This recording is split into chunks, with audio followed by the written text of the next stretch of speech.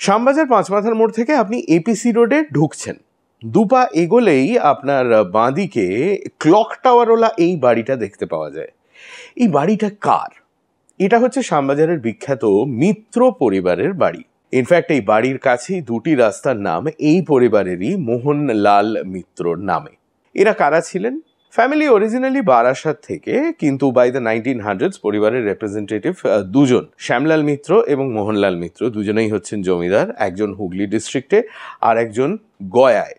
এই বাড়িটার নাম সম্ভবত কমলাবাটি, এবং আমি যত দূর জানতে পারছি এই বাড়িটি ছিল মিত্র পরিবারের অতিথিশালা এবং দাতব্য চিকিৎসালয়। এখন এইরকম ভয়ঙ্কর দেখতে অবস্থায় কেন পড়ে রয়েছে, একটু পোড়ো পোড়ো কেন দেখতে মনে হচ্ছে, সেসব আমি বলতে পারবো না। আপনি যদি ওই অঞ্চলে থাকেন তাহলে আপনি খোঁজ করুন, করে জানান আমায় কমেন্টসে যে পাড়ার লোকজন কি বলছে। কলকাতার ইতিহাস সম্বন্ধে যদি আরো জানতে চান তাহলে ইনস্টাগ্রামে ফলো করুন আর ইউটিউবে সাবস্ক্রাইব করুন টু হাফ প্যান্ট হিস্ট্রি।